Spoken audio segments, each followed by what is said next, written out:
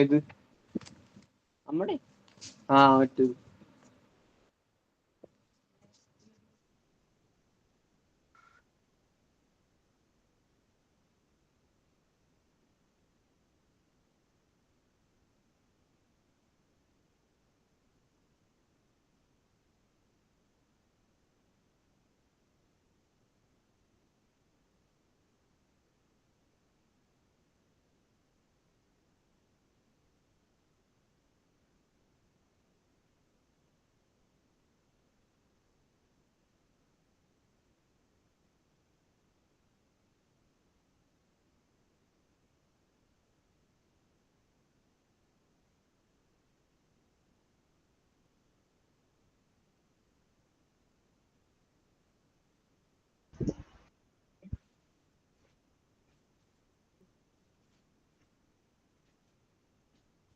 Morning. Good morning, ma'am. Good morning, miss.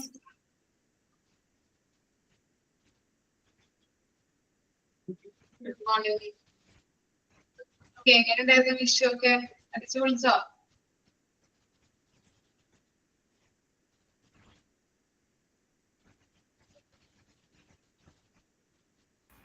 നന്നായി കഴിഞ്ഞു, miss. നന്നായിരുന്നു. Okay.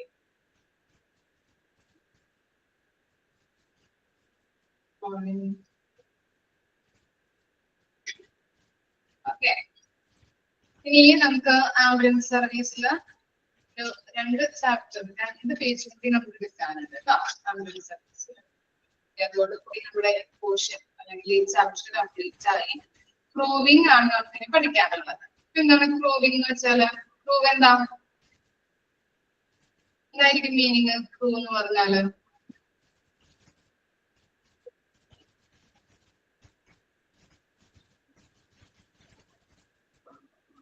എന്താണ്? വർക്കേഴ്സ്. വെരി ഗുഡ് അല്ലെ? ആംബുലൻസിൽ വർക്ക് ചെയ്യുന്ന സ്റ്റാഫുകളെയാണ് നമ്മൾ പ്രൂവിംഗ് അല്ലെങ്കിൽ പ്രൂവ് എന്ന് പറയുന്നത്.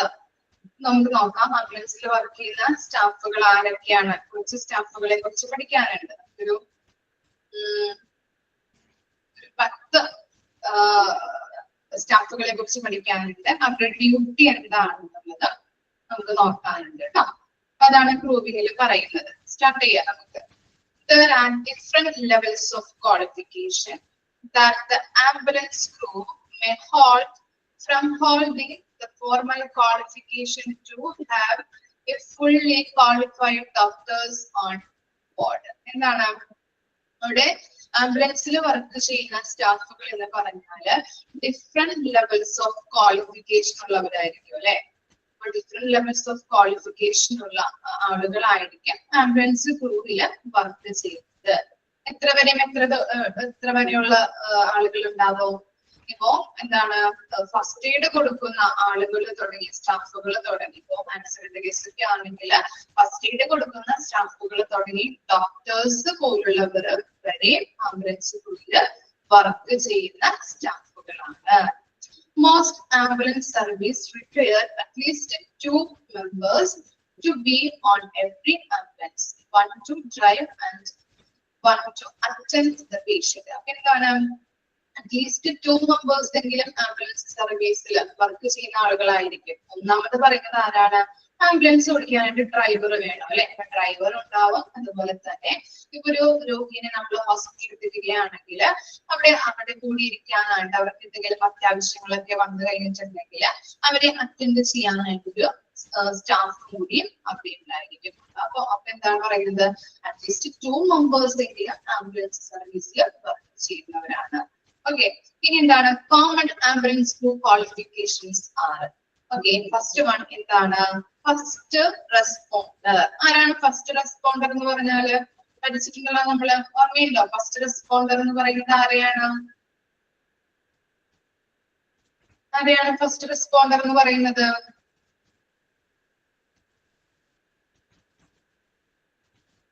ആരായിരിക്കും? The person who reaches the first at the scene of an incident. First എത്തുന്ന ആളല്ലേ. ഓക്കെ, ഇപ്പൊ എന്താണ് ഒരു ഇൻസിഡന്റ് ഉണ്ടാകുമ്പോ ഫസ്റ്റ് എത്തുന്ന ആ സീൻ കാണുന്ന ഫസ്റ്റ് ആളെ, അല്ലെങ്കിൽ ആ ഇൻസിഡന്റ് നടക്കുന്ന സമയത്ത് അവിടെ ഉണ്ടാകുന്ന ഫസ്റ്റ് ആ സീൻ കാണുന്ന ആളെ പറയുന്ന പേരാണ് first responder. A person who reaches first at the scene of an incident and whose job is give early critical care such as cardiopulmonary resuscitation. Expanded form ചോദിക്കാം കേട്ടോ. CPR ന്റെ expanded form ചോദിക്കാം, ഒന്ന് mark ചെയ്ത് വെക്കാം. Cardiopulmonary resuscitation or applying an automated external defibrillator. AED expanded form ചോദിക്കാം കേട്ടോ. Defibrillator full name ആണ് കൊടുത്തിരിക്കുന്നത്, automated external defibrillator. First responders may be sent by the ambulance service, may be passes by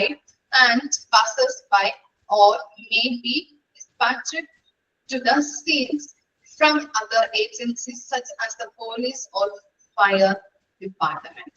അപ്പോ first responder എന്ന് പറഞ്ഞാൽ നമ്മൾ പറഞ്ഞു incident സമയത്ത് അല്ലെങ്കിൽ ആ ഇൻസിഡന്റ് നടക്കുന്ന സമയത്ത് ഫസ്റ്റ് ആ സീൻ കാണുന്ന ആളെയാണ് നമ്മള് ഫസ്റ്റ് റെസ്പോണ്ടർ എന്ന് പറയുന്നത്. അവരുടെ ഡ്യൂട്ടി എന്തായിരിക്കും?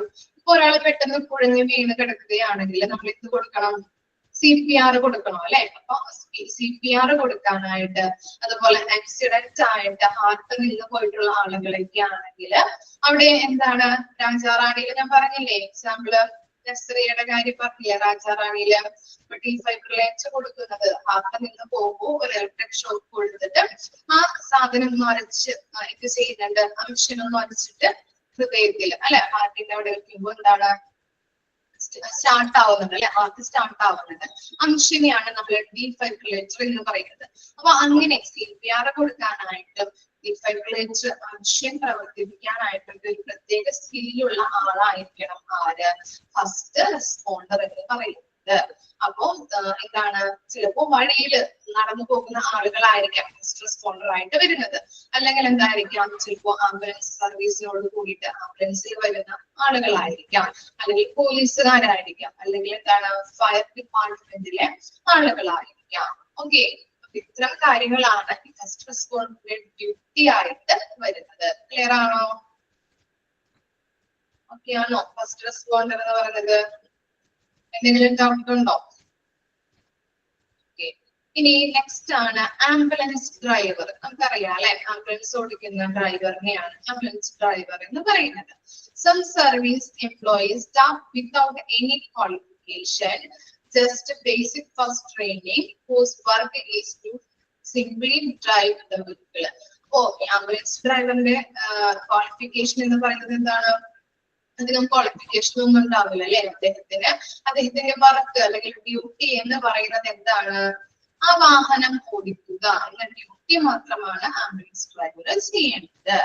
Ambulance drivers may also have training in using the radio and knowing where medical supplies are stored in the ambulance.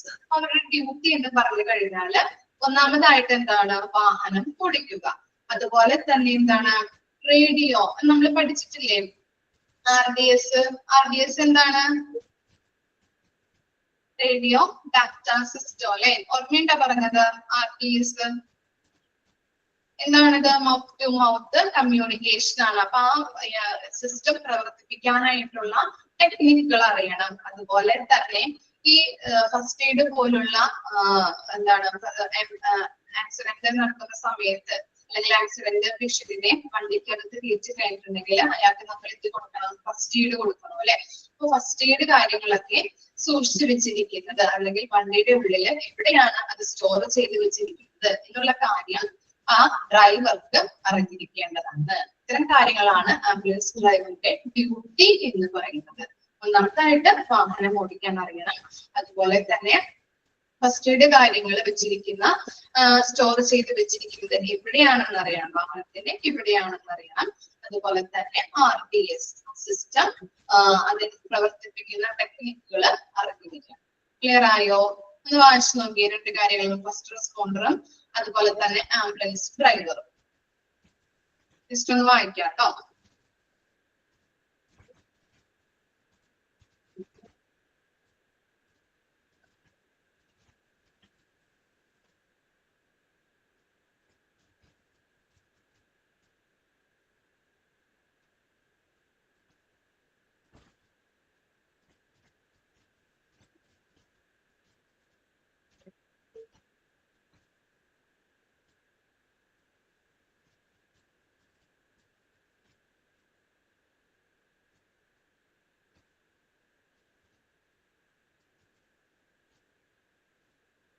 ഒന്നാമത്തെ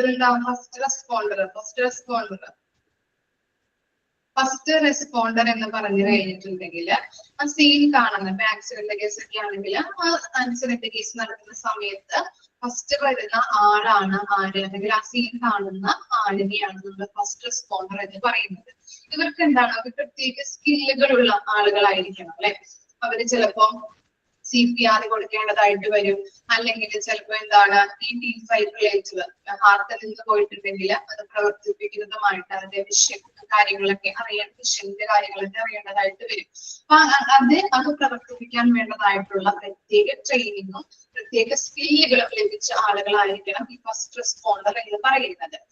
ഇനി അവരാരൊക്കെ ആവാം, ചിലപ്പോ ആംബുലൻസ് സർവീസ് ആംബുലൻസ് വരുമ്പോ അതിൽ കൂടെ ഉണ്ടാകുന്ന ആളുകളായിരിക്കാം ഫസ്റ്റ് റെസ്പോണ്ടർ, അല്ലെങ്കിൽ റോഡിലൂടെ പാസ് ചെയ്യുന്ന പാസഞ്ചേഴ്സ് ആവാം, അല്ലെങ്കിൽ ആരാവാം, പോലീസ് ആവാം, അല്ലെങ്കിൽ ഫയർ ഡിപ്പാർട്ട്മെന്റിലെ ആരെങ്കിലും ആവാം. ഈ പോലീസിനായാലും ഫയർ ഡിപ്പാർട്ട്മെന്റിലെ ഒരു വ്യക്തിക്കായാലും എന്താണ് നടക്കുന്നത്, അല്ലെങ്കിൽ അവർക്ക് ഇങ്ങനെയുള്ള പ്രത്യേക ട്രെയിനിങ്ങുകൾ ലഭിച്ചവരായിരിക്കാം. CPR കൊടുക്കാൻ പറ്റും, അതുപോലെ ഈ ഡീഫൈബ്രിലേറ്റർ മെഷീൻ പ്രവർത്തിപ്പിക്കുന്നത് എങ്ങനെയാണ് ഈ എന്താണ് ആക്സിഡന്റ് കേസൊക്കെ ആയിട്ട് കിടക്കുന്ന പേഷ്യന്റിന് എങ്ങനെയാണ് അത് ചെയ്യുന്നത്, അങ്ങനെയുള്ള കാര്യങ്ങൾക്കൊക്കെ അവർക്ക് പ്രത്യേക സ്കില്ലുകൾ ലഭിച്ചവരായിരിക്കും. അവരുടെ ഡ്യൂട്ടി എന്ന് പറയുന്നത് CPR കൊടുക്കാനായിട്ടും അതുപോലെ തന്നെ ഡീഫൈബ്രിലേറ്റർ മെഷീൻ പ്രവർത്തിപ്പിക്കുന്നതിന്റെ കാര്യങ്ങളൊക്കെ അറിയുന്ന ഒരു പ്രത്യേക സ്കില്ലുകളുള്ള ആളായിരിക്കണം ഈ first responder. ഓക്കെയാണോ?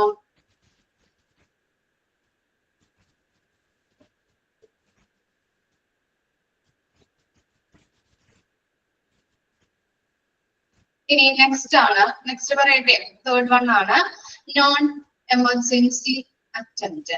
Non emergency attendant എന്ന് പറയുന്നത് എന്തായിരിക്കും? ആ വാക്കിൽ തന്നെയുണ്ടല്ലോ, എമർജൻസി അല്ലാത്തത് അല്ലെ. എമർജൻസി അല്ലാതെ വരുന്ന പേഷ്യന്റിനെയൊക്കെ നമ്മള് ഇപ്പൊ ഹോസ്പിറ്റലിൽ എത്തിക്കുന്നതുമായിട്ട് ബന്ധപ്പെട്ട കുറെ ഡ്യൂട്ടീസ് ആണ് അവർക്ക് ചെയ്യേണ്ടത്. This roles has different levels of training across the world, but this staff are commonly only needed to carry out the patient transport duties. അപ്പൊ എന്താണ് ചെയ്യുന്നത് ഇവര്? Which can include structure or wheelchair cases. ഇപ്പൊ വീൽചെയറിൽ നടക്കാൻ പറ്റാത്ത patients ഉണ്ടാവും, കിടപ്പോട് കൂടി കിടക്കുന്ന പേഷ്യൻസ് ഒക്കെ ഉണ്ടാവും അല്ലെ. അവരെ ട്രാൻസ്പോർട്ട് ചെയ്യുന്ന ഡ്യൂട്ടി മാത്രമാണ് ആർക്കുള്ളത്? നോൺ ആംബുലൻസി അറ്റൻഡേഴ്സ് ഉള്ളത്. ക്ലിയർ ആയോ? നമ്മൾ പഠിച്ചില്ലേ ടൈപ്പ് 2 ആംബുലൻസ് എന്താ പറഞ്ഞത്? ഡയാലിസിസ് പേഷ്യൻസ് ഓർമ്മയുണ്ടോ? അവരെ എന്താണ് വീട്ടിൽ നിന്നും ഹോസ്പിറ്റലിൽ നിന്നും വീട്ടിലേക്ക് എത്തിക്കുന്ന ഡ്യൂട്ടി മാത്രമാണ് അവർ ചെയ്യുന്നത് അല്ലെ. ഓക്കെ, അങ്ങനെയുള്ള കാര്യങ്ങളാണ് ഇവിടെ നോൺ എമർജൻസി അറ്റൻഡന്റുമാര് ചെയ്യുന്നത് കേട്ടോ. ഏതാണ് വീൽ ചെയറിൽ ഇരിക്കുന്ന നടക്കാൻ പറ്റാത്ത പേഷ്യൻസ് ഉണ്ടാവും, അതുപോലെ കിടപ്പോട് കൂടി കിടക്കുന്ന പേഷ്യൻസ് ഒക്കെ ഉണ്ടാവില്ലേ, അവരൊക്കെ ചെയ്യുന്നുണ്ട്. ട്രാൻസ്പോർട്ടേഷൻ ചെയ്യുന്ന ഡ്യൂട്ടി മാത്രമാണ് ഇവര് ചെയ്യുന്നത്. ഓക്കെ, മനസ്സിലായോ? അതർ ദാൻ അക്യൂട്ട് കെയർ അല്ലെ. അക്യൂട്ട് കെയർ തീവ്ര പരിചരണമല്ല ഇവിടെ കൊടുക്കുന്നത്. ഇങ്ങനെയുള്ള പേഷ്യൻസിനെ ട്രാൻസ്ഫർ ചെയ്യുന്ന ഡ്യൂട്ടീസ് മാത്രമാണ് ഇവര് ചെയ്യുന്നത്. Depend on provider, they may be instructed in first aid or extended skills such as use of an AED, oxygen therapy, and other life-saving or palliative skills. They may give emergency cover when other units are not obtainable. Obtainable എന്ന് പറഞ്ഞിട്ടുണ്ടെങ്കിൽ available അല്ലാത്ത. Obtainable എന്ന് പറഞ്ഞാൽ available അല്ലാത്ത, not obtainable, available അല്ലാത്ത. or when accompanied by a fully qualified technicians or paramedics. അപ്പോൾ രണ്ട് കേസസുകളാണ് ഇവിടെ പറയുന്നത്. നോൺ എമർജൻസി അറ്റൻഡിന്റെ കേസ് രണ്ട് കേസുകളാണ് ഇവിടെ പറയുന്നത്. ഫസ്റ്റ് കേസ് എന്ന് പറഞ്ഞിട്ടുണ്ടെങ്കിൽ പേഷ്യന്റിനെ ട്രാൻസ്ഫർ ചെയ്യുന്ന സമയത്ത് അവർക്ക് ശ്വാസ തടസ്സം അല്ലെങ്കിൽ ഫസ്റ്റ് എയ്ഡ് കൊടുക്കേണ്ടതായിട്ട് വരും. ആക്സിഡന്റ് കേസൊക്കെ വരുമ്പോൾ ഫസ്റ്റ് എയ്ഡ് കൊടുക്കാം, അല്ലെങ്കിൽ ശ്വാസ തടസ്സം, അതുപോലെ തന്നെ ബ്രീതിങ് ഡിഫിക്കൽട്ടീസ് ഒക്കെ വന്നു കഴിഞ്ഞിട്ടുണ്ടെങ്കിൽ അവർക്ക് എല്ലാ കാര്യങ്ങളും ചെയ്തു കൊടുക്കേണ്ട ഡ്യൂട്ടി ആരും ആ ആംബുലൻസിൽ അവൈലബിൾ അല്ല, ഇവര് മാത്രം ഉണ്ടായിരുന്നുള്ളൂ. അങ്ങനെയാണെങ്കിൽ ഈ അറ്റൻഡർമാരാണ് ഇത് ചെയ്ത് കൊടുക്കേണ്ടത്. ഇങ്ങനെ ബ്രീതിങ് ഡിഫിക്കൽറ്റി, ഫസ്റ്റ് എയ്ഡുകള്, അതുപോലെ തന്നെ ശ്വാസ തടസ്സമൊക്കെ വരുമ്പോൾ ഇങ്ങനെയുള്ള എല്ലാ കാര്യങ്ങളും രോഗികൾക്ക് ചെയ്ത് കൊടുക്കേണ്ടത്. അതുപോലെ തന്നെ ഇപ്പൊ പാരാമെഡിക്സോ അല്ലെങ്കിൽ ടെക്നീഷ്യൻസോ ആംബുലൻസിൽ ഉണ്ടായിരുന്നെങ്കിൽ അവരുടെ പ്രസൻസിൽ അവരെ പറയുന്നതനുസരിച്ച് ഇന്നത് ചെയ്യുന്ന പറഞ്ഞു കൊടുക്കുന്നതനുസരിച്ച് ഇവര് ചെയ്യാവുന്നതാണ്. രണ്ട് ഡ്യൂട്ടീസ് ആണ് ഇവര് ചെയ്യുന്നത് കേട്ടോ. രണ്ട് കേസസുകളാണ് പറഞ്ഞത്. ഒന്നാമത്തെ കാര്യം ആംബുലൻസ് ഡ്രൈവറും ഈ അറ്റൻഡർമാരുമാണ് ആംബുലൻസിൽ വന്നതെങ്കിൽ രോഗിയെ ഷിഫ്റ്റ് ചെയ്യുന്ന സമയത്ത് ശ്വാസ തടസ്സമൊക്കെ വന്നു കഴിഞ്ഞിട്ടുണ്ടെങ്കിൽ രോഗിക്ക് വേണ്ടതായിട്ടുള്ള എല്ലാ ഇതും ചെയ്തു കൊടുക്കാം, എല്ലാ കാര്യങ്ങളും ചെയ്തു കൊടുക്കാം. അത് ഒരു ഡ്യൂട്ടി. ഇനി സെക്കൻഡ് ഡ്യൂട്ടി എന്ന് പറഞ്ഞു കഴിഞ്ഞാല് ആംബുലൻസ് ഡ്രൈവർ ഉണ്ടാവും, ചിലപ്പോൾ പാരാമെഡിക്സ്, ടെക്നീഷ്യൻസ്, അതുപോലെ തന്നെ ഈ അറ്റൻഡർമാരും ഉണ്ടാവും. അപ്പോ ഈ രോഗിയെ കൊണ്ടുപോകുന്ന സമയത്ത് ഇങ്ങനെ എന്തെങ്കിലും ഡിഫിക്കൽറ്റീസ് വന്നു കഴിഞ്ഞിട്ടുണ്ടെങ്കിൽ, രോഗികൾക്ക് വന്നു കഴിഞ്ഞിട്ടുണ്ടെങ്കിൽ ഈ പാരാമെഡിക്സിന്റെ പ്രസൻസിൽ അവരെ പറയുന്നതനുസരിച്ചിട്ട് എല്ലാ കാര്യങ്ങളും രോഗിക്ക് ചെയ്തു കൊടുക്കണം. മനസ്സിലായോ രണ്ട് കാര്യങ്ങളും? ഓക്കെ, അതാണ് നോൺ എമർജൻസി അറ്റൻഡർമാരുടെ ഡ്യൂട്ടീസ് എന്ന് പറയുന്നത് കേട്ടോ. ക്ലിയർ ആയോ? അവരുടെ മെയിൻ ആയിട്ടുള്ള ഡ്യൂട്ടി എന്ന് പറഞ്ഞു കഴിഞ്ഞാല് രോഗികളെ ട്രാൻസ്പോർട്ടേഷൻ ചെയ്യുക എന്ന മെയിൻ ഡ്യൂട്ടിയാണ് ചെയ്യുന്നത്. ഈ രണ്ട് കേസുകൾ പറഞ്ഞു. എന്താ പറഞ്ഞത്? പാരാമെഡിക്സ് ഒന്നും ഇല്ലാത്ത സാഹചര്യത്തില് ഇവര് മാത്രമാണ് ആംബുലൻസിൽ ഉള്ളതെങ്കിൽ രോഗികൾക്ക് ശ്വാസ തടസ്സം അല്ലെങ്കിൽ ബ്രീതിങ് ഡിഫിക്കൽറ്റി അല്ലെങ്കിൽ ആക്സിഡന്റ് കേസൊക്കെ ആയിട്ട് വരുമ്പോ ഫസ്റ്റ് എയ്ഡുകളൊക്കെ കൊടുക്കേണ്ടതായിട്ട് വരും. അപ്പൊ അങ്ങനെയുള്ള സാഹചര്യത്തില് ഇവരാണ് ആ ഡ്യൂട്ടി ചെയ്യുന്നത്. അതുപോലെ തന്നെ ഈ പാരാമെഡിക്സ് അല്ലെങ്കിൽ ടെക്നീഷ്യൻസ് ഒക്കെ ആംബുലൻസിലുള്ള സമയത്ത് അവര് പറയുന്ന ഡ്യൂട്ടീസ് ചെയ്ത് കൊടുക്കേണ്ടതും ഈ അറ്റൻഡേഴ്സ്മാരാണ്. ക്ലിയർ ആയോ?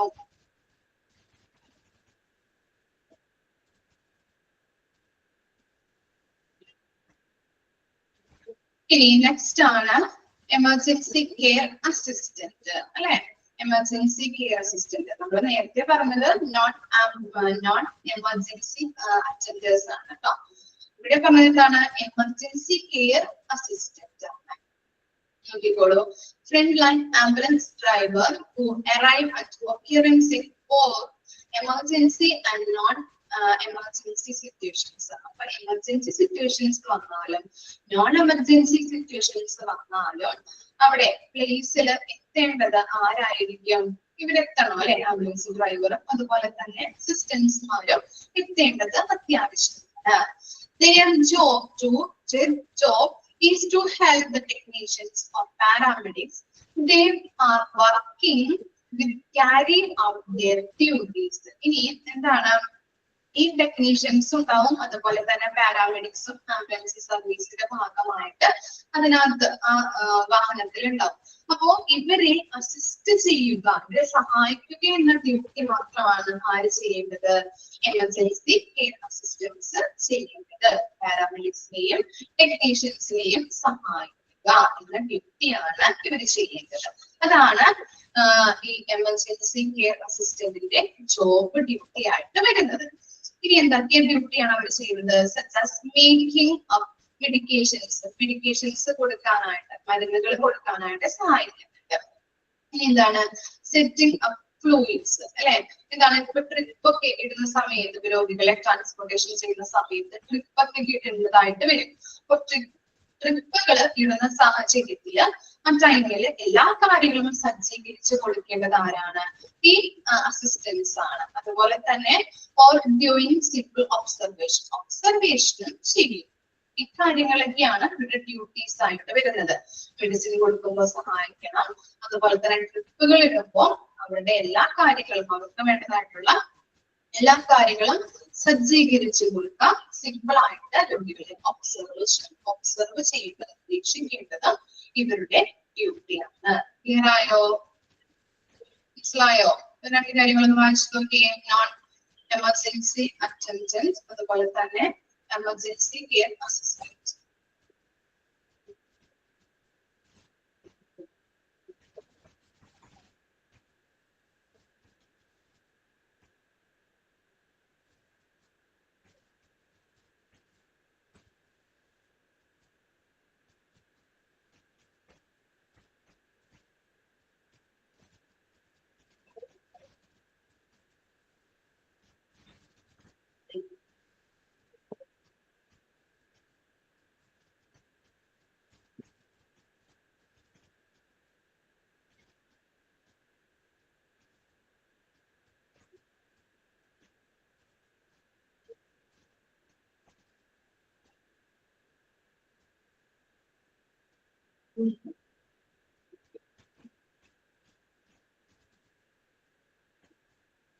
വായിച്ചു നോക്കട്ടോ.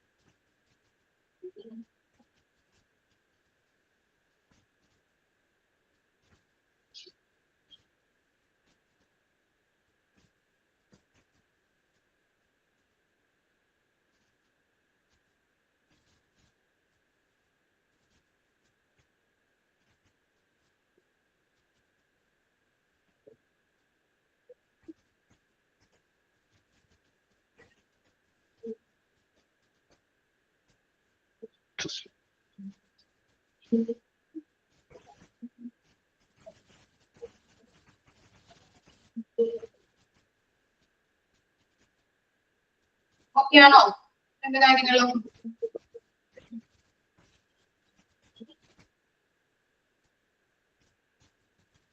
നെക്സ്റ്റ് പറയട്ടെ. Fifth one.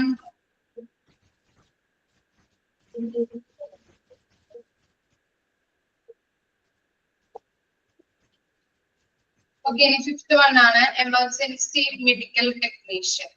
Technicians are generally able to do the wide range of emergency care skills, such as defibrillation, spinal immobilization, bleeding control, splinting of suspected fractures, helping the patient with some medications and oxygen therapy. So ഇവർക്ക് emergency medical ടെക്നീഷ്യൻസിന് നല്ല രീതിയിലുള്ള emergency സ്കില്ലുകൾ എന്താണ് അവർക്ക് പേഷ്യൻസിന് കൊടുക്കേണ്ടതായിട്ടുള്ള emergency skills ഉള്ള ആളുകളായിരിക്കണം. പേഷ്യൻസിനെ ചെയ്യാനായിട്ടുള്ള പേഷ്യൻസിന് എന്തൊക്കെ കാര്യങ്ങളാണ് ഇവർ ചെയ്തു കൊടുക്കേണ്ടത്? ഡീഫൈബ്രിലേഷൻ, ഓക്കെ, അതുപോലെ തന്നെ സ്പൈനൽ ഇമ്മൊബിലൈസേഷൻ എന്ന് പറഞ്ഞാല് എന്താണ്? നിശ്ചലമാക്കുക അല്ലെ. ഇപ്പൊ സ്പൈനൽ ആയിട്ട് സ്പൈനൽ ഇഞ്ചുറി വന്നു കഴിഞ്ഞിട്ടുണ്ടെങ്കിൽ അവരെ എന്താണ് അനക്കാതെ അല്ലെങ്കിൽ തട്ടാതെ കൊണ്ടാതെ ഒക്കെ നമ്മള് കൊണ്ടുപോകണം അല്ലെ. അപ്പൊ അങ്ങനെയുള്ള സ്കില്ലുകൾ ഉണ്ടായിരിക്കണം. ഡിഫൈബ്രിലേഷൻ അല്ലെ, അങ്ങനെ ഉള്ള കാര്യങ്ങൾ, ഹാർട്ട് ബീറ്റ് സ്റ്റാർട്ട് ചെയ്യുന്നതുമായിട്ടുള്ള ബന്ധപ്പെട്ട പ്രത്യേക സ്കില്ലുകള്, മെഷീൻ എങ്ങനെ പ്രവർത്തിപ്പിക്കുന്നത്, അതിനുള്ള പ്രത്യേക ട്രെയിനിങ്ങുകൾ ലഭിച്ചവരായിരിക്കണം. ഇനി ആക്സിഡന്റ് കേസ് ഒക്കെ വന്നിട്ടുണ്ടെങ്കിൽ ബ്ലീഡിംഗ് ഉണ്ടാവും. ഇപ്പൊ ബ്ലീഡിംഗ് കൺട്രോൾ ചെയ്യാൻ പറ്റുന്ന തരത്തിലുള്ള കാര്യങ്ങൾ ചെയ്യാനായിട്ടുള്ള സ്കില്ലുകൾ ഉണ്ടായിരിക്കണം. സ്പ്ലിന്റിംഗ് എന്ന് പറഞ്ഞിട്ടുണ്ടെങ്കിൽ എന്താണ്? സ്പ്ലിന്റിംഗ് എന്ന് പറഞ്ഞാല് സപ്പോർട്ട് കൊടുക്കുക കേട്ടോ, സപ്പോർട്ട് കൊടുക്കുക. Splinting of suspected fractures. ഇപ്പൊ ആക്സിഡന്റ് കേസ് ഒക്കെ വന്നു കഴിഞ്ഞിട്ടുണ്ടെങ്കിൽ അല്ലെങ്കിൽ ആക്സിഡന്റ് ആയി കഴിഞ്ഞിട്ടുണ്ടെങ്കിൽ നമുക്ക് എന്താണ് സംശയാസ്പദമായിട്ട് നമുക്ക് ഫ്രാക്ചർ ഉണ്ടോ എന്നുള്ളത് ചിലപ്പോ തോന്നാം. കാലൊക്കെ വേദന വരുമ്പോ ഫ്രാക്ചർ ഉണ്ടോ, നെല്ലൊളിഞ്ഞോ നെല്ല് കുത്തിയിട്ടുണ്ടോ, അങ്ങനെയുള്ള ചിലപ്പോ വല്ല സംശയങ്ങൾ രോഗികൾക്ക് ഉണ്ടെങ്കിൽ അവരെ സപ്പോർട്ട് ചെയ്യാനായിട്ടുള്ള കാര്യങ്ങൾ ചെയ്യാനായിട്ടുള്ള സ്കില്ലുകൾ ഉണ്ടായിരിക്കണം. അതുപോലെ എന്താണ്? മെഡിക്കേഷൻ കൊടുക്കുക അവർക്ക്. മരുന്നുമായിട്ട് ബന്ധപ്പെട്ട കാര്യങ്ങൾ, അതുപോലെ തന്നെ എന്തൊക്കെ മെഡിസിനുകളാണ് അവർക്ക് കൊടുക്കേണ്ടത്, അതുപോലെ ഓക്സിജൻ തെറാപ്പികൾ, ഇതൊക്കെ ഇങ്ങനെയുള്ള കാര്യങ്ങളൊക്കെ ചെയ്ത് കൊടുക്കേണ്ട പ്രത്യേക സ്കില്ലുകളുള്ള ആളുകളായിരിക്കണം ആര്, എമർജൻസി മെഡിക്കൽ ടെക്നീഷ്യൻസ് എന്ന് പറയുന്നത്. Certain countries will this term into levels such as in the US, further EMT basic, EMT എന്ന് ആക്കണം കേട്ടോ അവിടെ, EMT intermediate. അപ്പൊ എന്താണ് EMT നെ അല്ലെങ്കിൽ എന്താണ് എമർജൻസി മെഡിക്കൽ ടെക്നീഷ്യൻസിനെ US-ല് 2 ടേംസിലാണ് പറയുന്നത്. അതാണ് അവിടെ സെന്റൻസ് ആയിട്ട് കൊടുത്തിരിക്കുന്നത് കേട്ടോ. ഫസ്റ്റ് വൺ എന്താണ്, EMT ബേസിക് എന്നും EMT ഇന്റർമീഡിയറ്റ് എന്നും പറയുന്നുണ്ട്. EMT ബേസിക് എന്ന് പറഞ്ഞു കഴിഞ്ഞാല് ബേസിക് ആയിട്ടുള്ള എല്ലാ കാര്യങ്ങളും ചെയ്തു കൊടുക്കുന്ന സ്റ്റാഫുകളെയാണ് EMT emergency medical technician basic എന്ന് പറയുന്നത്. അതുപോലെ തന്നെ EMT ഇന്റർമീഡിയറ്റ് എന്ന് പറഞ്ഞാല് കുറച്ചുകൂടി നല്ല സ്കില്ലുകൾ ട്രെയിനിങ്ങുകൾ ലഭിച്ച ആളുകൾ സ്റ്റാഫുകളെയാണ് EMT ഇന്റർമീഡിയറ്റ് എന്ന് പറയുന്നത്. ക്ലിയർ ആയോ? EMT ബേസിക് എന്ന് പറഞ്ഞാല് ബേസിക് കാര്യങ്ങൾ ചെയ്തു കൊടുക്കുന്ന സ്റ്റാഫുകളായിരിക്കും. EMT ഇന്റർമീഡിയറ്റ് എന്ന് പറഞ്ഞാല് കുറച്ചുകൂടി സ്കില്ലുകളുള്ള ആളുകളായിരിക്കും, സ്റ്റാഫുകളായിരിക്കും. ഓക്കെ, മനസ്സിലായോ? എമർജൻസി മെഡിക്കൽ ടെക്നീഷ്യൻ ക്ലിയർ ആണോ? എമർജൻസി മെഡിക്കൽ ടെക്നീഷ്യൻസ് എന്ന് പറഞ്ഞു കഴിഞ്ഞാൽ എമർജൻസി കെയർ നല്ല രീതിയിൽ കൊടുക്കുന്നതുമായിട്ട് ബന്ധപ്പെട്ട പ്രത്യേക സ്കില്ലുകളുള്ള ആളുകളായിരിക്കണം കേട്ടോ. അപ്പൊ അതിന് അവർ ചെയ്യുന്ന ഡ്യൂട്ടീസ് എന്തൊക്കെയാണ്? ഡീഫൈബ്രിലേഷൻ, സ്പൈനൽ ഇമ്മൊബിലൈസേഷൻ, ഇൻജുറീസ്, സ്പൈനൽ ഇൻജുറീസ് ഒക്കെ വന്നു കഴിഞ്ഞിട്ടുണ്ടെങ്കിൽ അവരെ അനക്കാതെയൊക്കെ കൊണ്ടുപോകണം. അപ്പൊ അങ്ങനെയുള്ള കാര്യങ്ങൾ ചെയ്യാനായിട്ടുള്ള പ്രത്യേക സ്കില്ലുകളുള്ള ആളായിരിക്കണം. അതുപോലെ ബ്രീഡിംഗ് കൺട്രോൾ ചെയ്യാവുന്നത്, അതുപോലെ തന്നെ സ്പ്ലിന്റിംഗ്, സസ്പെക്റ്റഡ് ഫ്രാക്ചേഴ്സ്, ആക്സിഡന്റ് കേസുകളൊക്കെ വന്നു കഴിഞ്ഞിട്ടുണ്ടെങ്കിൽ നമുക്ക് എന്താണ് രോഗികൾക്ക് ചിലപ്പോൾ സംശയങ്ങൾ ഉണ്ടാവാം, കാലൊടിഞ്ഞിട്ടോ ഫ്രാക്ചർ ഇട്ടോ അങ്ങനെയുള്ള കാര്യങ്ങൾ. അപ്പൊ അങ്ങനെയുള്ള കാര്യങ്ങൾക്കൊക്കെ സംശയാസ്പദമായിട്ട് രോഗികൾക്ക് തോന്നിക്കഴിഞ്ഞിട്ടുണ്ടെങ്കിൽ, ആക്സിഡന്റ് കേസൊക്കെ വന്നു കഴിയുമ്പോ ഇങ്ങനെയുള്ള സംശയാസ്പദമായിട്ടുള്ള കാര്യങ്ങളൊക്കെ വന്നു കഴിഞ്ഞിട്ടുണ്ടെങ്കിൽ അവരെ സപ്പോർട്ട് ചെയ്യാനായിട്ടുള്ള പ്രത്യേക സ്കില്ലുകൾ ഉണ്ടായിരിക്കണം. പിന്നെ രോഗികൾക്ക് മെഡിസിൻ കൊടുക്കാനായിട്ടുള്ള പ്രത്യേക സ്കില്ലുകൾ, അതുപോലെ തന്നെ ഓക്സിജൻ തെറാപ്പി, അങ്ങനെയുള്ള കാര്യങ്ങൾ ചെയ്യുന്നതുമായിട്ട് ബന്ധപ്പെട്ട പ്രത്യേക സ്കില്ലുകളുള്ള ആളുകളായിരിക്കണം ആര്, ഈ എമർജൻസി മെഡിക്കൽ ടെക്നീഷ്യൻസ് എന്ന് പറയുന്നത്.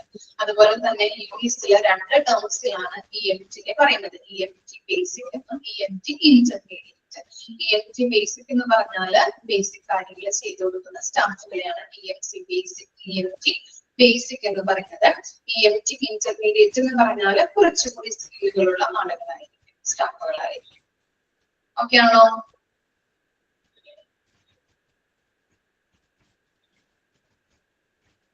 ഓക്കെ, നെക്സ്റ്റ് ആണ് രജിസ്റ്റേർഡ് നേഴ്സ്. ആരാണ് രജിസ്റ്റേർഡ് നേഴ്സ്? ഏത് ആംബുലൻസ് അല്ലെങ്കിൽ ഏത് ടൈപ്പ് ഓഫ് ആംബുലൻസിലാണ് നമ്മൾ പഠിച്ചത് രജിസ്റ്റേർഡ് നേഴ്സിന്റെ കാര്യം? ഓർമ്മയുണ്ടോ?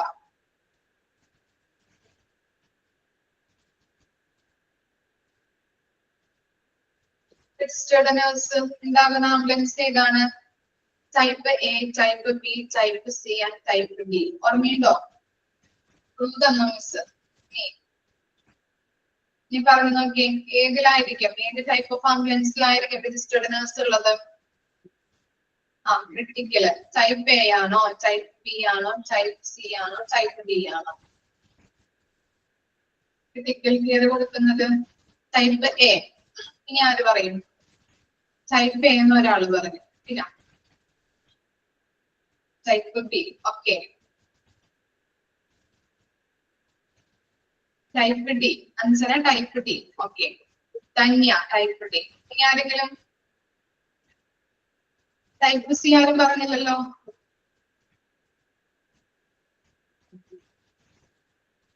ഏതിലാ രജിസ്റ്റേർഡ് നേഴ്സ് ഉണ്ടാവുന്നത്? Type C. ഓക്കെ, അപ്പൊ കറക്റ്റ് ആയിരിക്കും അല്ലെ? ടൈപ്പ് എയും വന്നു, ടൈപ്പ് ബിയും വന്നു, സിയും വന്നു, ഡിയും വന്നു. ഏതിലാ രജിസ്റ്റേർഡ് നേഴ്സ് ഉണ്ടാവുന്നത്?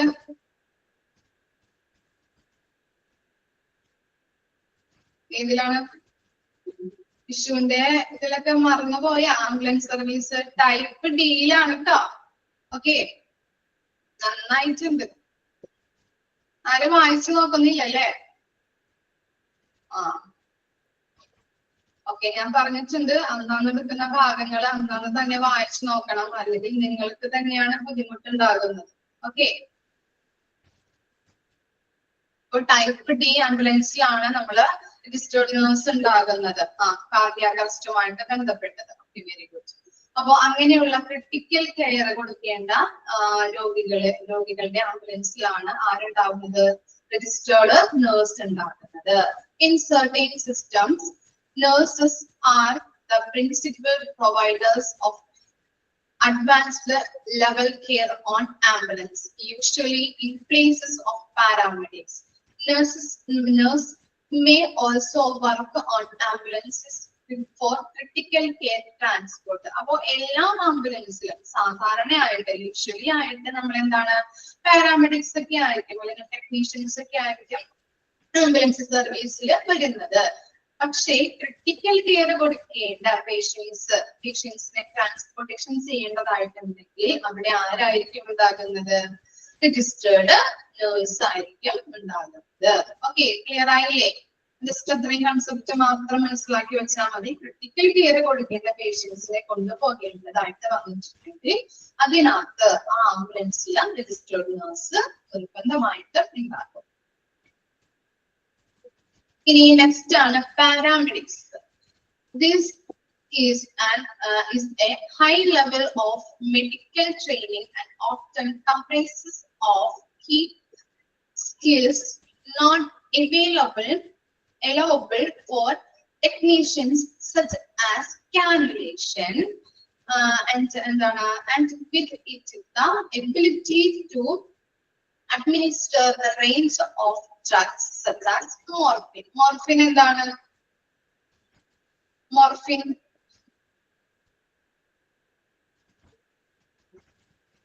എന്താ?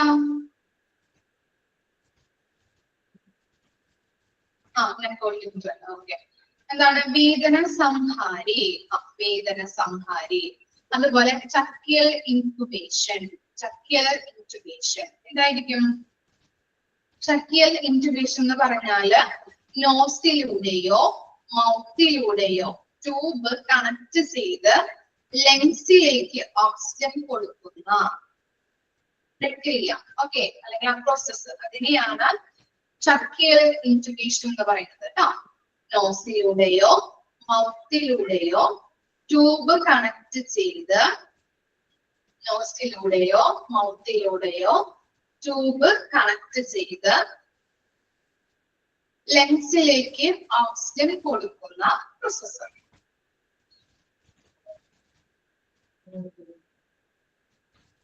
ലെൻസിലേക്ക് ഓക്സിജൻ കൊടുക്കുന്നു, അതിനെയാണ് നമ്മള് ട്രക്കിയൽ ഇൻറ്റുബേഷൻ എന്ന് പറയുന്നത്. And other skills such as executing a cricothyrotomy.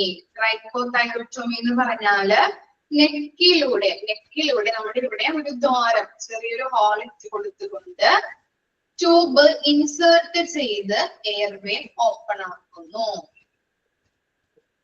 നെക്കിലൂടെ tube insert ചെയ്തുകൊണ്ട് എയർവേ ഓപ്പൺ ആക്കുന്നതിനെയാണ് ക്രൈക്കോതൈറോട്ടോമി എന്ന് പറയുന്നത്.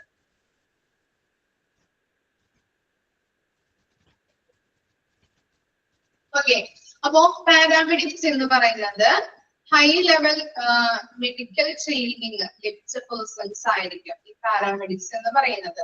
അതുപോലെ തന്നെ ഡോക്ടർ അല്ലെങ്കിൽ നഴ്സിന്റെ കീഴിൽ വരുന്നവരാണ് ഈ paramedics.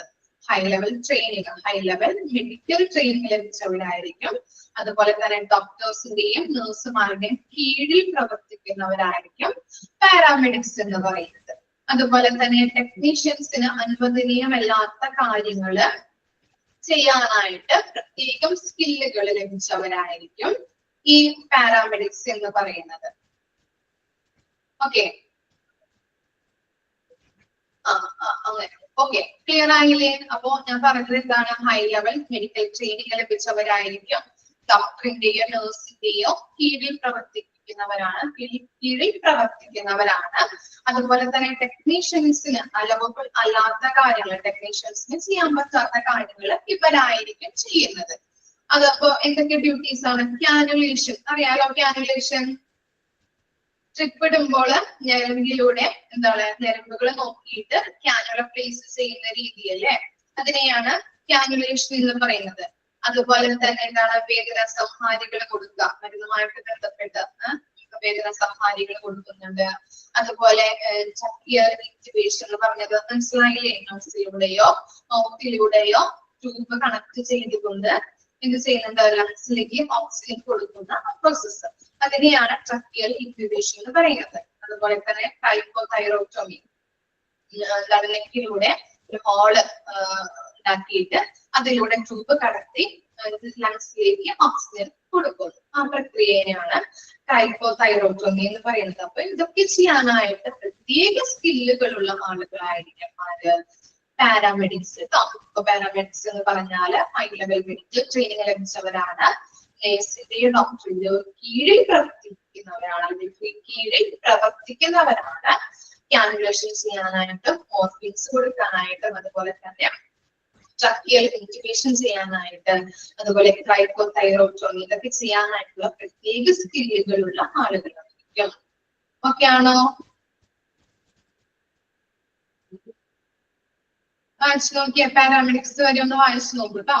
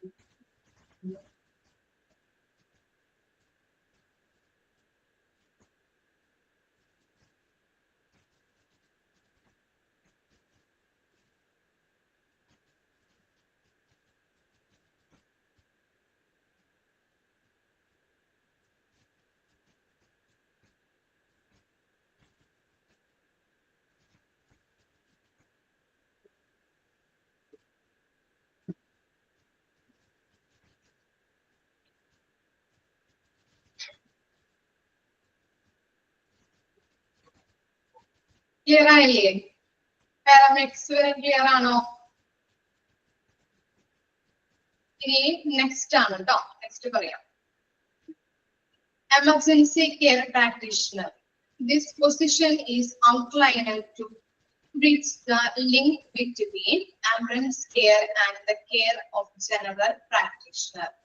ECPs are already eligible paramedics who have gone through further training and are trained to detect medicines for long period care such as antibiotics, as well as being trained in a range of additional diagnostic techniques. Okay, techniques.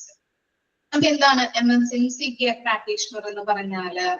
Emergency care practitioners എന്ന് പറഞ്ഞാല് ഡോക്ടറിന്റെയും ടെക്നീഷ്യൻസിന്റെയും ഇടയിൽ വരുന്നവരാണ്.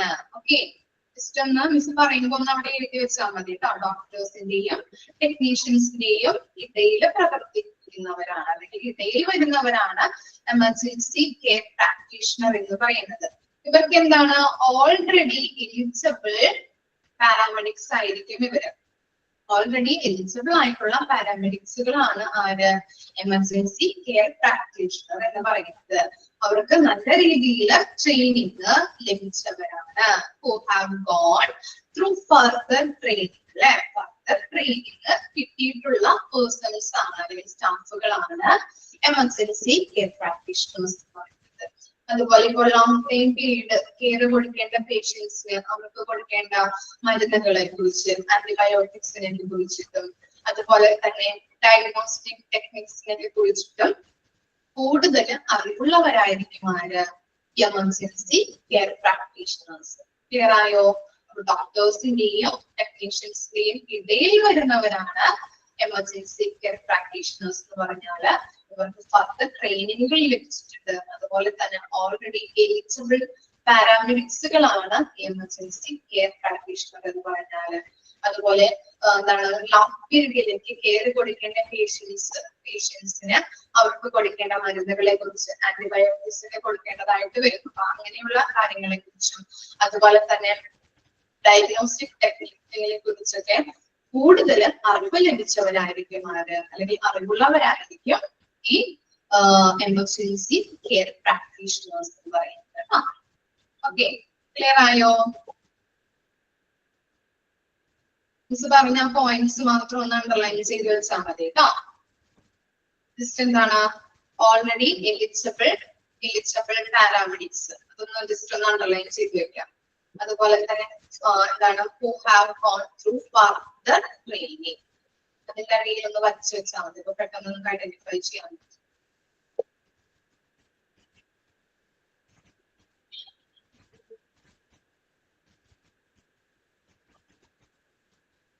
ഇനി next ആണ് physician assistant. പറഞ്ഞോട്ടെ miss, ഇത്ര വരെ okay ആണോ?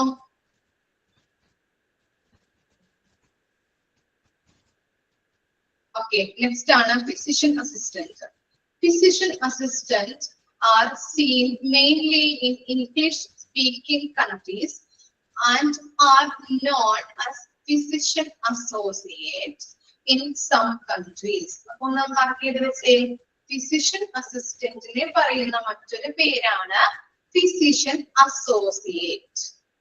English speaking കൺട്രീസിൽ എന്താ പറയുന്നത്, എന്താണ്, രോഗികളെ അല്ലെ എന്താണ് പറയാട്ടോ, പറഞ്ഞു തരാം. അപ്പൊ ഫിസിഷ്യൻ അസിസ്റ്റന്റിനെ പറയുന്ന മറ്റൊരു പേരാണ് ഫിസിഷ്യൻ അസോസിയേറ്റ്. അതൊന്ന് മാർക്ക് ചെയ്ത് വെക്കാം കേട്ടോ. എന്നിട്ട് മിസ് വായിച്ച് കഴിഞ്ഞിട്ട് എക്സ്പ്ലെയിൻ ചെയ്ത് തരാം. PAS mirror the practice of a physician and are able to provide the range of medical skills a physician provides. They normally working in association with a physician, though in a ambulance environment this may not be possible. Instead, advanced direction or electronic communication is available to PAS to consult with physician when needed. So physician പറയുന്ന അല്ലെങ്കിൽ physician അസിസ്റ്റന്റിനെ പറയുന്ന മറ്റൊരു പേരാണ് physician associate എന്ന് പറയുന്നത്.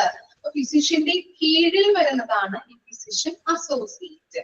Physician ചെയ്യുന്ന എല്ലാ medical സ്കില്ലുകളും ഉള്ളവര് തന്നെയാണ് ആരും ഈ ഫിസിഷ്യൻ അസോസിയേറ്റ് അല്ലെങ്കിൽ ഫിസിഷ്യൻ അസിസ്റ്റന്റ് എന്ന് പറയുന്നത്. ക്ലിയർ ആയോ? രണ്ട് കാര്യങ്ങൾ പറഞ്ഞത്, ഫിസിഷ്യന് കീഴിൽ വരുന്നവരാണ്, അതുപോലെ തന്നെ ഫിസിഷ്യന്റെ എല്ലാ മെഡിക്കൽ സ്കിൽസുകളും ഉള്ളവര് തന്നെയാണ് ആര്, ഫിസിഷ്യൻ അസോസിയേറ്റ് അല്ലെങ്കിൽ ഫിസിഷ്യൻ അസിസ്റ്റന്റ് എന്ന് പറയുന്നത്. ഇനി നോക്കിയേ, ഇംഗ്ലീഷ് സ്പീക്കിംഗ് കൺട്രീസില് ആംബുലൻസിലെ രോഗികളെ കൊണ്ടുപോകുമ്പോൾ ഫിസിഷ്യൻ ഇല്ലാത്ത സമയത്ത് അല്ലെങ്കിൽ ഫിസിഷ്യന്റെ അഭാവത്തില് ഈ ഫിസിഷ്യൻ അസോസിയേറ്റ് ആണ് അവർക്ക് വേണ്ട രോഗികൾക്ക് വേണ്ട എല്ലാ കാര്യങ്ങളും ചെയ്തു കൊടുക്കുന്നത്. എന്താ പറഞ്ഞത്? ഇംഗ്ലീഷ് സ്പീക്കിംഗ് കൺട്രീസിലെ രോഗികളെ ആംബുലൻസിൽ ട്രാൻസ്പോർട്ടേഷൻ ചെയ്യുന്ന സമയത്ത് ഫിസിഷ്യൻ ഇല്ലാത്ത സാഹചര്യത്തിൽ, ഫിസിഷ്യന്റെ അഭാവത്തില് ഇവരാണ്, ഈ ഫിസിഷ്യൻ അസോസിയേറ്റുകളാണ് രോഗികൾക്ക് വേണ്ടതായിട്ടുള്ള എല്ലാ കാര്യങ്ങളും ചെയ്തു കൊടുക്കുന്നത്. ഇനി എന്താണ്? അപ്പോ ഈ ഫിസിഷ്യനും അതുപോലെ തന്നെ ഫിസിഷ്യൻ അസോസിയേറ്റിനും ഒരുമിച്ച് വർക്ക് ചെയ്യാൻ പറ്റില്ല. ഓക്കെ, ഒരുമിച്ചല്ല അവര് വർക്ക് ചെയ്യുന്നത്. ഫിസിഷ്യൻ ആയാലും ഫിസിഷ്യൻ അസോസിയേറ്റ് ആയാലും ഒരുമിച്ചല്ല വർക്ക് ചെയ്യുന്നത്. ഇങ്ങനെ ആംബുലൻസിൽ രോഗികളെ കൊണ്ടുപോകുന്ന സമയത്ത് ഈ ഫിസിഷ്യൻ ഇല്ലാത്ത സാഹചര്യത്തിൽ എന്ത് ചെയ്യുന്നുണ്ട്? ഫിസിഷ്യൻ അസോസിയേറ്റ് എന്ത് ചെയ്യുന്നുണ്ട്?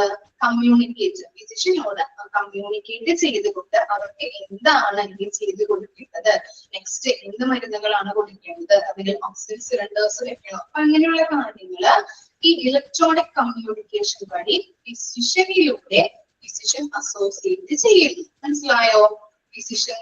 ഫിസിഷ്യൻ ഇല്ലാത്ത സാഹചര്യത്തിൽ ഫിസിഷ്യൻ അസോസിയേറ്റ് ആണ് ചെയ്തു കൊടുക്കുന്നതെന്ന് പറഞ്ഞല്ലോ. അപ്പൊ എന്ത് ചെയ്യുന്നുണ്ട്? ഫിസിഷ്യൻ അസോസിയേറ്റ് എന്ത് ചെയ്യുന്നുണ്ട്? ഇലക്ട്രോണിക് കമ്മ്യൂണിക്കേഷൻ വഴി ഫിസിഷ്യനോട് കമ്മ്യൂണിക്കേറ്റ് ചെയ്തിട്ട് രോഗികൾക്ക് എന്തൊക്കെ കെയർ ആണ് കൊടുക്കേണ്ടത് എന്ന് ചോദിച്ച് മനസ്സിലാക്കിയിട്ട് അവർക്ക് എല്ലാ കാര്യങ്ങളും ചെയ്തു കൊടുക്കുന്നു. എന്തുവഴി? ഇലക്ട്രോണിക് മീഡിയ വഴി, ഇലക്ട്രോണിക് കമ്മ്യൂണിക്കേഷനിലൂടെയാണ് ഇത് ചെയ്യുന്നത്. ഓക്കെ, മനസ്സിലായോ? ഫിസിഷ്യൻ അസോസിയേറ്റ് അല്ലെങ്കിൽ ഫിസിഷ്യൻ അസിസ്റ്റന്റ് എന്താണ് എന്നുള്ളത്? എന്നാ ഫിസിഷ്യൻ അസിസ്റ്റന്റിന്റെ മറ്റൊരു പേര് അത് ഒന്ന് മാർക്ക് ചെയ്ത് വെക്കണം കേട്ടോ. ഓക്കെ, അപ്പൊ ഫിസിഷ്യൻ അസിസ്റ്റന്റ് എന്ന് പറഞ്ഞാൽ ഒന്നുകൂടി പറയാം. ഫിസിഷ്യൻ അസിസ്റ്റന്റ് എന്ന് പറഞ്ഞാൽ ഫിസിഷ്യൻ അസോസിയേറ്റ് എന്നാണ് പറയുന്നത്. അതിന്റെ മറ്റൊരു പേരാണ് ഫിസിഷ്യൻ അസോസിയേറ്റ്. അതുപോലെ തന്നെ ഫിസിഷ്യന്റെ കീഴിൽ വരുന്നവരാണ് ഫിസിഷ്യൻ അസിസ്റ്റന്റ് എന്ന് പറയുന്നത്. ഫിസിഷ്യന്റെ എല്ലാ മെഡിക്കൽ സ്കില്ലുകളും ഉള്ളവര് തന്നെയാണ് ഈ ഫിസിഷ്യൻ അസിസ്റ്റന്റ് എന്ന് പറയുന്നത്. ഇംഗ്ലീഷ് സ്പീക്കിംഗ് കൺട്രീസിൽ ആംബുലൻസിലെ രോഗികളെ കൊണ്ടുപോകുന്ന സമയത്ത് ഈ ഫിസിഷ്യൻ ഇല്ല എങ്കിൽ അവര് രണ്ടുപേരും, ഈ ഫിസിഷ്യനും ഫിസിഷ്യൻ അസിസ്റ്റന്റും ഒരുമിച്ച് വർക്ക് ചെയ്യാൻ പറ്റില്ല. അതുകൊണ്ട് തന്നെ ഫിസിഷ്യന്റെ അഭാവത്തില് ഇവരെന്ത് ചെയ്യുന്നുണ്ട്? ഇവരാണ് രോഗികൾക്ക് വേണ്ട എല്ലാ കാര്യങ്ങളും ചെയ്തു കൊടുക്കുന്നത്. എങ്ങനെയാണ് ചെയ്തു കൊടുക്കുന്നത്? ഇലക്ട്രോണിക് കമ്മ്യൂണിക്കേഷൻ വഴി ഫിസിഷ്യനോട് എല്ലാ കാര്യങ്ങളും ചോദിച്ച് മനസ്സിലാക്കി രോഗികൾക്ക് വേണ്ടതായിട്ടുള്ള എല്ലാ കെയറും പ്രൊവൈഡ് ചെയ്യുന്നു. ക്ലിയർ ആയോ?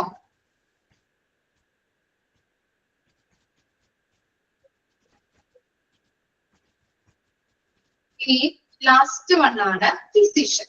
Doctors may be present in specialist ambulance units, most notably in the air ambulances, which full range of additional skills such as the use of prescriptions medications, medicines.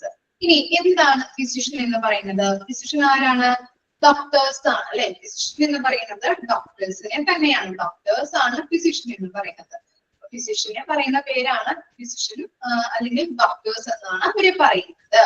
അപ്പോ ഈ സ്പെഷ്യൽ ആംബുലൻസില് ഡോക്ടേഴ്സ് ഉണ്ടാവും. Special ആയിട്ടുള്ള ഇവിടെ പറയുന്നത് എന്താണ്? Air ambulance എന്ന് പറയുന്നത് അല്ലെ? ഇപ്പൊ എയർ ആംബുലൻസിൽ രോഗികളെ കൊണ്ടുപോകുമ്പോൾ പെട്ടെന്ന് നമുക്ക് നിർത്താനായിട്ട് പറ്റുമോ? പെട്ടെന്ന് സ്റ്റോപ്പ് ചെയ്യാൻ പറ്റുമോ? ബസ്സിലൊക്കെ അല്ലെങ്കിൽ ഇപ്പോ റോഡ് ആംബുലൻസിലൊക്കെ ആണെങ്കിൽ പെട്ടെന്ന് നമുക്ക് സ്റ്റോപ്പ് ചെയ്യാം അല്ലെ? അങ്ങനെയുള്ള കാര്യങ്ങൾ പെട്ടെന്ന് സ്റ്റോപ്പ് ഒക്കെ ഉണ്ടാവും. ഈ എയർ ആംബുലൻസിലാകുമ്പോൾ പെട്ടെന്ന് നമുക്ക് അവിടെ സ്റ്റോപ്പ് ചെയ്ത് ചെയ്യാൻ പറ്റുമോ? ഇല്ല. അതുകൊണ്ട് തന്നെ എയർ ആംബുലൻസുകളില് രോഗികളെ കൊണ്ടുപോകുമ്പോ ആരുണ്ടാവും? ഫിസിഷ്യനും കൂടി അതിന്റെ ഉള്ളിലുണ്ടാവും. അങ്ങനെ രോഗികൾക്ക് വേണ്ടതായിട്ടുള്ള എല്ലാ കാര്യങ്ങളും ആര് ചെയ്തു കൊടുക്കുന്നുണ്ട്? ഫിസിഷ്യൻ ചെയ്തു കൊടുക്കുന്നു. അതുപോലെ തന്നെ ഫിസിഷ്യന് എന്തുണ്ട് സ്കില്ലുകളുണ്ട് അല്ലെങ്കിൽ എന്താണ് ഫിസിഷ്യന്റെ ഡ്യൂട്ടി എന്ന് പറയുന്നത്? മരുന്നുകള് പ്രിസ്ക്രൈബ് ചെയ്തു കൊടുക്കാനായിട്ടുള്ള എല്ലാ സ്കില്ലുകളും ഉള്ളവരാണ് ഈ ഫിസിഷ്യൻസ് എന്ന് പറയുന്നത്. ക്ലിയർ ആയോ? അപ്പോ ഫിസിഷ്യൻസ് എന്ന് പറയുന്നത് ഡോക്ടേഴ്സിനെ തന്നെയാണ്. സ്പെഷ്യൽ ആയിട്ടുള്ള ആംബുലൻസുകളിലാണ് ഈ ഡോക്ടേഴ്സ് ഉണ്ടാകുന്നത്, ഫിസിഷ്യൻസ് ഉണ്ടാകുന്നത്. ഇവിടെ എക്സാമ്പിൾ കൊടുത്തിരിക്കുന്നത് എന്താണ്? Air ambulance. എയർ ആംബുലൻസിൽ നമുക്കറിയാം എന്താണ്? പെട്ടെന്ന് നമുക്കിപ്പോ രോഗികൾക്ക് ചിലപ്പോൾ നിർത്താം അല്ലെങ്കിൽ വണ്ടി സ്റ്റോപ്പ് ചെയ്യണമെന്ന് പറഞ്ഞു കഴിഞ്ഞാല് എയർ ആംബുലൻസ് ആകുമ്പോൾ നമുക്ക് സ്റ്റോപ്പ് ചെയ്യാൻ പറ്റില്ല അല്ലെ? അതുകൊണ്ട് തന്നെ ഈ ഫിസിഷ്യൻ എന്ത് ചെയ്യുന്നുണ്ടാവും? ഈ എയർ ആംബുലൻസിന്റെ ഉള്ളിൽ ഉണ്ടാവും. രോഗികൾക്ക് വേണ്ടതായിട്ടുള്ള പ്രത്യേക കെയറുകൾ കൊടുക്കും. കൊടുക്കാനുണ്ട്. അതുപോലെ തന്നെ രോഗിക്ക് എന്തൊക്കെ മരുന്നുകൾ ആവശ്യമുണ്ടോ അത് പ്രിസ്ക്രൈബ് ചെയ്യാനായിട്ടുള്ള പ്രത്യേക സ്കില്ലുകളുമുള്ള ആളുകളാണ് ഫിസിഷ്യൻ. ക്ലിയർ ആയോ? ക്രൂ ആണ്, 10 ക്രൂ ആണ്, 10 സ്റ്റാഫുകളാണ് ആംബുലൻസ് സർവീസിലുള്ളത് കേട്ടോ. ക്ലിയർ ആയോ? 10 പേരും ജസ്റ്റ് ഒന്ന് നോക്കി വെക്കുക കേട്ടോ, എന്തൊക്കെയാണ് അതിന്റെ കൺസെപ്റ്റ് ആയിട്ട് വരുന്നത്. ക്ലിയർ ആണോ?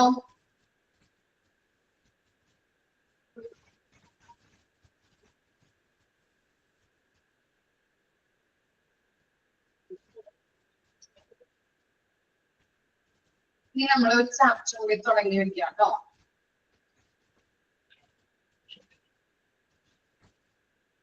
നെക്സ്റ്റ് ചാപ്റ്റർ ആണ് നഴ്സിംഗ് അഡ്മിനിസ്ട്രേഷൻ.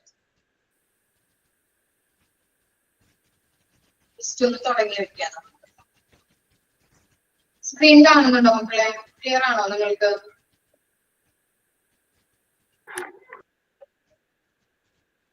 കാണുന്നുണ്ടോ സ്ക്രീൻ? നെക്സ്റ്റ് ആണ് nursing administration. Module 2 page number ഒന്ന് പറഞ്ഞു കൊടുത്തോളൂ കേട്ടോ. മൊഡ്യൂള് 2 സെക്കൻഡ് ചാപ്റ്റർ ആണ് nursing administration, page number 11. Okay, introduction ഒന്ന് പറഞ്ഞിട്ട് നമുക്ക് സ്റ്റോപ്പ് ചെയ്യാം കേട്ടോ. ഇൻട്രൊഡക്ഷൻ നോക്കിയേ. Nursing is a profession that offers service which benefit the health and well-being of people. Nursing എന്ന് പറഞ്ഞാൽ എന്താണ്? ഒരു പ്രൊഫഷൻ ആണ് അല്ലെ? നഴ്സിംഗ് എന്ന് പറഞ്ഞാൽ ഒരു പ്രൊഫഷൻ ആണ്. അത് എന്താണ് ഓഫർ ചെയ്യുന്നത്? അവിടെ വരുന്ന രോഗികൾക്ക് നല്ല രീതിയിലുള്ള ഒരു ആരോഗ്യം മെച്ചപ്പെടുത്താനായിട്ടും അതുപോലെ തന്നെ എന്താണ് ഒരു സൗഖ്യം നൽകുന്നതിന് വേണ്ടിയിട്ടും സഹായിക്കുന്നുണ്ട്. Nursing administration is a leadership position in a specific healthcare environment. ഒന്ന് മാർക്ക് ചെയ്ത് വെച്ചത്. Nursing administration is a leadership position in a specific healthcare environment. അപ്പൊ ഹെൽത്ത് കെയർ എൻവയോൺമെന്റിനെ സംബന്ധിച്ചിടത്തോളം ഈ നഴ്സിംഗ് അഡ്മിനിസ്ട്രേഷൻ എന്ന് പറഞ്ഞാൽ എന്താണ്? ഒരു ലീഡർഷിപ്പ് പൊസിഷൻ ആണ് അല്ലെ? നമുക്കറിയാം ഹോസ്പിറ്റലിലെ മെയിൻ ആയിട്ടുള്ള ഒരു എലമെന്റ് എന്ന് പറയുന്നത് ആരായിരിക്കും? നഴ്സുമാരായിരിക്കും. നഴ്സുമാരില്ലാതെ നമുക്ക് ഒരു കാര്യം അവിടെ നടക്കില്ലല്ലേ? അവരാണ് മുഖ്യമായിട്ടുള്ള ഘടകം എന്ന് പറയുന്നത്. അതുകൊണ്ട് തന്നെ ഹെൽത്ത് കെയർ എൻവയോൺമെന്റ് മുഖ്യമായിട്ടുള്ള അല്ലെങ്കിൽ ഹെൽത്ത് കെയർ എൻവയോൺമെന്റിനെ സംബന്ധിച്ചിടത്തോളം നഴ്സിംഗ് അഡ്മിനിസ്ട്രേഷൻ എന്ന് പറയുന്നത് ഒരു leadership position. The definition of administration refers to the collection of people who are in charge of making and applying laws and norms, or those in leadership position who come for important tasks such as. എന്താണ് നമുക്കറിയാം? അഡ്മിനിസ്ട്രേഷന്റെ definition ആണ് അവിടെ കൊടുത്തിരിക്കുന്നത്. Administration area എന്ന് പറഞ്ഞാൽ എന്താണ്? ഒരു ഹോസ്പിറ്റലിലെ അഡ്മിനിസ്ട്രേഷൻ ഏരിയ എന്തൊക്കെ കാര്യങ്ങളാണ് ചെയ്യുന്നത്? എന്തൊക്കെയായിരിക്കാം ചെയ്യുന്നത്? അല്ലെ, എന്തൊക്കെയാണ് നമുക്ക് ഓരോ ഡിപ്പാർട്ട്മെന്റിനും പ്രൊവൈഡ് ചെയ്യുന്നത്? എന്താണ്? ലോസും പ്രൊസീജിയേഴ്സും പോളിസീസും. ഓരോ ഡിപ്പാർട്ട്മെന്റും എങ്ങനെയാണ് പ്രവർത്തിക്കേണ്ടത്, ഏതൊക്കെ പോളിസിയിലൂടെയാണ്, ഏതൊക്കെ ഗൈഡ് ലൈൻസിലൂടെയാണ് അവർ പോകേണ്ടത്, ഏതൊക്കെ പ്രൊസീജിയറിലൂടെ പോകണം എന്ന് ആരാണ് റിട്ടേൺ ചെയ്യുന്നത്? അഡ്മിനിസ്ട്രേഷൻ ഏരിയ ആണ് അല്ലെ? അതുകൊണ്ട് തന്നെ എല്ലാ കാര്യങ്ങളും ഓരോ ഡിപ്പാർട്ട്മെന്റും എങ്ങനെയാണ് പ്രവർത്തിക്കുന്നത് അതിന്റെ റൂൾസ് ആൻഡ് റെഗുലേഷൻസ് ചെയ്തു തരുന്നത് ഈ അഡ്മിനിസ്ട്രേഷൻ ഏരിയയാണ്. കൂടാതെ അവർ 2 ഇമ്പോർട്ടന്റ് ടാസ്കുകൾ ചെയ്യുന്നുണ്ട്. ടാസ്കുകൾ അവിടെ പറയുന്നുണ്ട്. ഏതൊക്കെയാണ്? Staffing and staffing process. ഇനി എന്താണ് staffing? Staffing means the continuous process. Mark it down. Staffing means the continuous process of searching, choosing, analyzing, and creating working relationship with present or future employees. എന്താണ് staffing എന്ന് പറഞ്ഞാല്? ഒരു continuous process ആണ് അല്ലെ? Staff അല്ലെങ്കിൽ staff അവിടെ വേണമെങ്കിൽ എങ്ങനെയാണ് നമ്മൾ അവിടെ സ്റ്റാഫിനെ സെലക്ട് ചെയ്തെടുക്കുന്നത്? ഏതെല്ലാം പ്രോസസ്സിലൂടെയാണ്? സെർച്ച് ചെയ്യുന്നത് അല്ലെ? അന്വേഷിക്കുന്നത്. നമ്മൾ എങ്ങനെ ചെയ്യും? അന്വേഷിക്കും പേപ്പറില് അല്ലെങ്കിൽ എന്താണ് ഇപ്പോ സോഷ്യൽ മീഡിയ വഴിയൊക്കെ ആഡുകൾ കൊടുക്കൂലേ? അങ്ങനെ നമ്മൾ സെർച്ച് ചെയ്യുന്നു. അതിനുശേഷം അല്ലെ നമ്മളുടെ എന്താണ് ഓരോ പൊസിഷന് വേണ്ടതായിട്ടുള്ള സ്റ്റാഫുകളെ നമ്മൾക്ക് ഇപ്പോ റിസപ്ഷനിൽ ആരെയാണ് വേണ്ടത്, അങ്ങനെയുള്ള ക്വാളിറ്റികൾ, അല്ലെങ്കിൽ റേഡിയോളജി ഡിപ്പാർട്ട്മെന്റിലെ ഏത് ടെക്നീഷ്യൻസിനെ വേണം, അങ്ങനെയുള്ള ക്വാളിറ്റി ഉള്ള ബയോഡാറ്റകൾ നമ്മൾ ചൂസ് ചെയ്യുന്നു, ആദ്യം അന്വേഷിക്കുന്നു, അതിൽ നിന്ന് ചൂസ് ചെയ്ത് പിന്നെ എന്ത് ചെയ്യുന്നുണ്ട്, അനലൈസിങ് ചെയ്യുന്നുണ്ട് അല്ലെ, ഇന്റർവ്യൂ ചെയ്ത് ഓരോ പൊസിഷനിലോട്ടും ഓരോ ആളുകളെ സെലക്ട് ചെയ്തെടുക്കുന്നു. ക്ലിയർ ആയോ? സ്റ്റാഫിംഗ് എന്ന് പറഞ്ഞാല് ഒരു കണ്ടിന്യൂസ് പ്രോസസ് ആണ്. അതാണ് എന്ത് ചെയ്യുന്നുണ്ട്, ആദ്യം ആളുകളെ സെർച്ച് ചെയ്യുന്നുണ്ട് അല്ലെ, നമ്മളുടെ ഓർഗനൈസേഷനിലേക്ക് ആരെയാണ് വേണ്ടത്, അല്ലെങ്കിൽ ഹോസ്പിറ്റലിലേക്ക് ഏത് തരത്തിലുള്ള സ്റ്റാഫിനെയാണ് വേണ്ടത് എന്നുള്ളത് നമ്മൾ അന്വേഷിച്ച് അവരെ ബയോഡാറ്റകൾ ചൂസ് ചെയ്ത് അവരെ സെലക്ട് ചെയ്ത് ഇന്റർവ്യൂ ഒക്കെ നടത്തി സെലക്ട് ചെയ്ത് നല്ലൊരു വർക്കിംഗ് എൻവയോൺമെന്റ് അവർക്ക് പ്രൊവൈഡ് ചെയ്യുന്നു. ക്ലിയർ ആയോ? സ്റ്റാഫിംഗ് ഓക്കെ, സ്റ്റാഫിംഗ് ഇമ്പോർട്ടന്റ് ആണ് കേട്ടോ. ഒരു 2-3 പേജ് വരെ ഇത്തിരി ട്രൈ ആണ് കേട്ടോ. എനിക്ക് ക്ലിയർ ആവുന്നുണ്ടോ മിസ് പറയുന്നത്? കൺസെപ്റ്റ് മനസ്സിലാക്കി എടുക്കാൻ ബുദ്ധിമുട്ടുണ്ടോ? ഓക്കെ, ട്രൈ ആണ്. ലാസ്റ്റ് ഒരു 2-3 പേജ് വരെ ഇത്തിരി തിയറി ആണ് കേട്ടോ, അതുകൊണ്ടാണ് മിസ് പറഞ്ഞത്. അത് കഴിയുമ്പോൾ ഓരോ സ്റ്റാഫ് ന്യൂസ് അതുപോലെ തന്നെ ഹൈറാർക്കി പഠിക്കാനുണ്ട്, അവരുടെ ഡ്യൂട്ടീസ് ആൻഡ് റെസ്പോൺസിബിലിറ്റീസ്. അത് കുഴപ്പമില്ല, നമുക്ക് പഠിക്കാനേ. ഇനി നെക്സ്റ്റ് ആണ് സ്റ്റാഫിംഗ് പ്രോസസ്. ഓക്കെ, അപ്പൊ ടൈമായി, സ്റ്റാഫിംഗ് പ്രോസസ് കൂടി ഒന്ന് പറഞ്ഞിട്ട് നിർത്താം. Staffing process involves manpower planning to have the right person in the right position. Staffing process എന്താണ്? നമ്മൾ പറഞ്ഞ പോലെ ആവശ്യമുള്ള സ്റ്റാഫുകളെ നമ്മൾ തിരഞ്ഞെടുക്കുന്നുണ്ട്. റൈറ്റ് പൊസിഷനിലേക്ക് റൈറ്റ് പേഴ്സണെ തിരഞ്ഞെടുക്കുന്നു. ഓക്കെ, റൈറ്റ് പൊസിഷനിലേക്ക് റൈറ്റ് പേഴ്സണെ തിരഞ്ഞെടുക്കുന്ന ഇതിനെയാണ് നമ്മൾ സ്റ്റാഫിംഗ് പ്രോസസ് എന്ന് പറയുന്നത്. That means staffing process consists of identifying the types and amount of nursing care needed by the patient and selecting and appointing personnel from the obtainable appointment. അപ്പൊ എന്താണ്, ഇപ്പൊ ഒരു ഹോസ്പിറ്റലിലേക്ക് സ്റ്റാഫുകളെ തിരഞ്ഞെടുക്കുമ്പോ എത്തരത്തിലുള്ള അവിടെ വരുന്ന പേഷ്യൻസിന്റെ സ്വഭാവം, അവരുടെ നേച്ചർ അനുസരിച്ച് അവർക്ക് നല്ല രീതിയിൽ കെയർ കൊടുക്കുന്നതിന് വേണ്ടിയിട്ടുള്ള സ്റ്റാഫുകളെ നമ്മൾ സെലക്ട് ചെയ്യണം അല്ലെ, ഇല്ലേ? ക്വാളിഫിക്കേഷൻ നോക്കാം. അതുപോലെ തന്നെ എത്തരത്തിലുള്ള പേഷ്യൻസ് ആണോ അവിടെ വരുന്നത്, അവരുടെ സ്വഭാവം, നേച്ചർ, ഇതൊക്കെ അനുസരിച്ച്, ടൈപ്പ്, നേച്ചർ, ഇതൊക്കെ അനുസരിച്ചിട്ടാണ് നമ്മൾ എന്ത് ചെയ്യുന്നത്, അവിടെ ഓരോ സ്റ്റാഫിനെയും നമ്മൾ തിരഞ്ഞെടുക്കുന്നത്. ക്ലിയർ ആയോ? ഓക്കെ, അപ്പൊ അതാണ് സ്റ്റാഫിംഗ് പ്രോസസ് എന്ന് പറയുന്നത്. ഓക്കെ ആണോ? സ്റ്റാഫിംഗ് പഠിച്ചു, സ്റ്റാഫിംഗ് പ്രോസസ് പഠിച്ചു. ഓക്കെ, ഇത്രയും വരെ ഇന്ന് മിസ് എടുക്കുന്നുള്ളൂ. ജസ്റ്റ് ഒന്ന് ഇൻട്രൊഡക്ഷൻ ഒന്ന് വായിച്ചിട്ട് വരാം കേട്ടോ. Okay okay, thank you. Doubt എന്തെങ്കിലും ഉണ്ടോ? നഴ്സിംഗ് അഡ്മിനിസ്ട്രേഷൻ ആണോ എടുക്കുന്നത്? എന്തെങ്കിലും ഡൗട്ട് ഉണ്ടോ ഇൻട്രൊഡക്ഷനില്? ഇത്ര വരെ പറഞ്ഞതിൽ ക്ലിയർ ആണോ? Clear ആണ് ma'am. Thank you. Thank you ma'am. Thank you. Thank you.